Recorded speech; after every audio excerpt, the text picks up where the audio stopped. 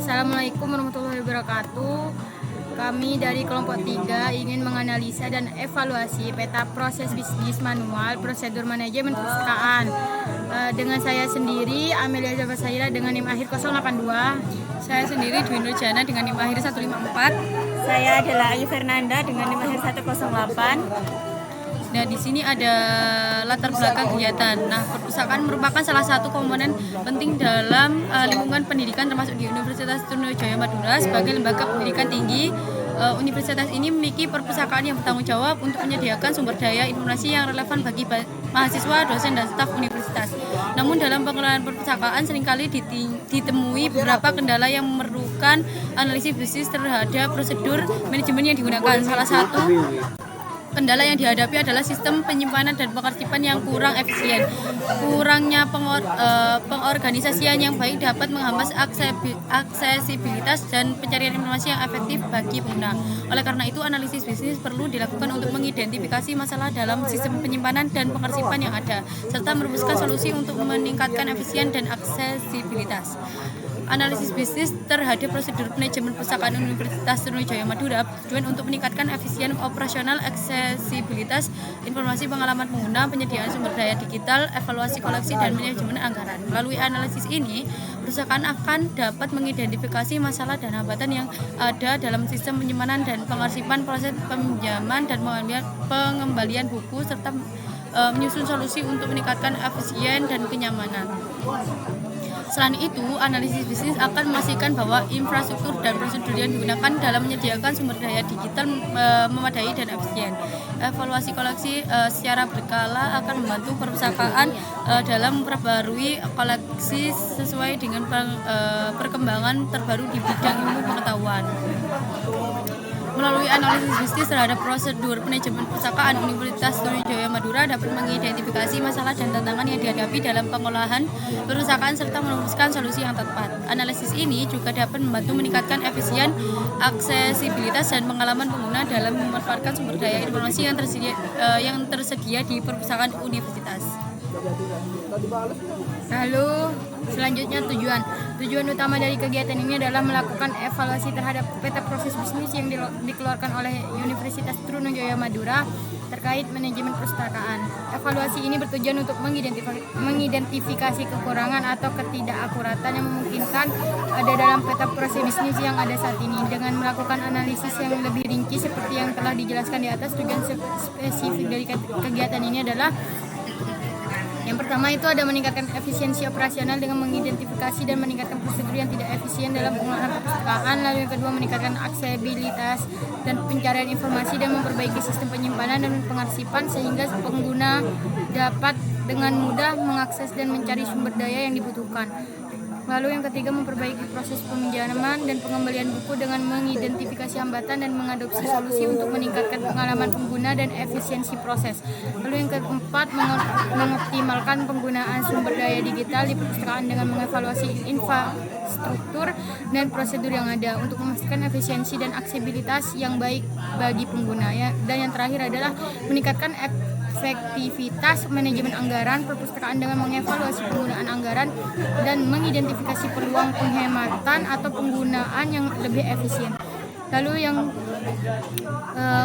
kedua di sini ada peta bisnis manual manajemen perpustakaan tahun 2013. Di sini ada peta sebelum dievaluasi, yaitu ada 3, ada pendaftaran anggota, peminjaman dan pengembalian peminjaman.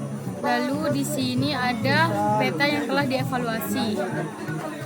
Untuk penjelasannya di sini yang pertama ada pendaftaran anggota yang dimana itu setelah seorang calon mahasiswa mendaftar dan namanya terdaftar sebagai mahasiswa baru DBAAK, setiap mahasiswa akan diberi kartu tanda mahasiswa atau KTM. KTM ini memiliki berbagai manfaat. Salah satunya adalah untuk mendaftar sebagai anggota perpustakaan. Salah satu cara untuk menjadi anggota perpustakaan adalah melalui pendaftaran online DBAAK. Dengan demikian, proses pendaftaran sebagai anggota perpustakaan dilakukan secara online melalui BAK dan data-data yang dilakukan oleh perpustakaan akan diambil dari BAK. Setelah itu, bagian administrasi akan memverifikasi data mahasiswa atau anggota akan dikeluarkan dengan perbedaan untuk anggota yang bukan mahasiswa. Hal ini dilakukan karena KTM juga dapat digunakan sebagai kartu tanda anggota. Mahasiswa akan dikenakan biaya untuk pembuatan kartu anggota. Yang kedua di sini ada peminjaman, yang dimana sebelum peminjaman buku di perpustakaan, anggota diminta untuk menunjukkan kartu tanda anggota atau KTA mereka di bagian sirkulasi. Di sana masa aktif KTA akan diperiksa. Jika KTA tidak aktif, anggota harus memperpanjang KTA di bagian administrasi terlebih dahulu. Bagian administrasi bertanggung jawab dalam melakukan perpanjangan KTA. Jika KTA masih aktif, anggota dapat melanjutkan proses peminjaman buku dengan menunjukkan buku yang ingin dipinjam ke bagian sirkulasi untuk dicatat. Bagian sirkulasi akan mencatat data peminjaman dan mencetak slip peminjaman. Selanjutnya yaitu ada pengembalian peminjaman, di mana anggota perpustakaan menunjukkan kartu tanda anggota atau KTA mereka dan menyerahkan buku yang ingin dipinjam ke bagian sirkulasi di bagian peminjaman yang ditentukan. Jika terlambat, bagian sirkulasi akan menghitung, mencatat, dan memberitahu anggota tentang besarnya denda yang harus dibayarkan. Anggota akan membayar denda tersebut di bagian sirkulasi. Setelah pembayaran denda selesai, bagian sirkulasi akan mencatat pembayaran tersebut. Setelah itu, pengembalian pinjaman akan dicatat oleh bagian sirkulasi. Selanjutnya yaitu bagian penutup. Kesimpulannya, setelah melakukan analisis terhadap prosedur manajemen perpustakaan di Universitas Surajoyo Madura, terdapat beberapa temuan yang perlu diperhatikan.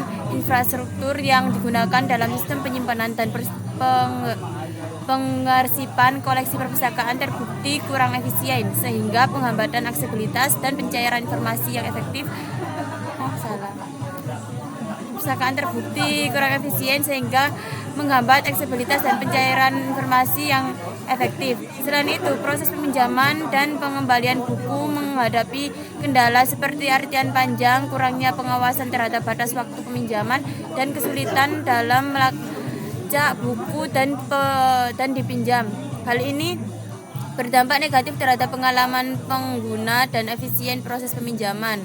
Selanjutnya, penyediaan sumber daya digital di perpustakaan juga belum dioptimalkan sepenuhnya. Diperlukan evaluasi terhadap infrastruktur dan prosedur yang digunakan untuk menyediakan sumber daya digital guna memastikan aksesibilitas yang mudah dan pengelolaan yang efektif. Evaluasi koleksi perpustakaan secara berkala menjadi hal penting untuk mengidentifikasi buku atau sumber daya yang sudah usang atau tidak relevan. Diperlukan upaya dalam memperbarui koleksi agar tetap sesuai dengan perkembangan terbaru di bidang ilmu pengetahuan. Terakhir, manajemen anggaran perpustakaan perlu dievaluasi guna meningkatkan efisien penggunaan anggaran yang tersedia. Pemanfaatan teknologi yang lebih canggih dapat membantu dalam pemrosesan data, pemeliharaan koleksi, dan manajemen inventaris.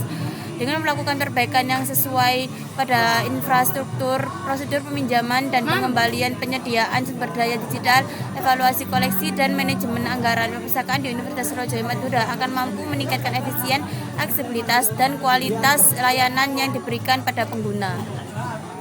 Sekian dari kelompok kami, kurang lebihnya mohon maaf sebesar-besarnya. Wassalamualaikum warahmatullahi wabarakatuh.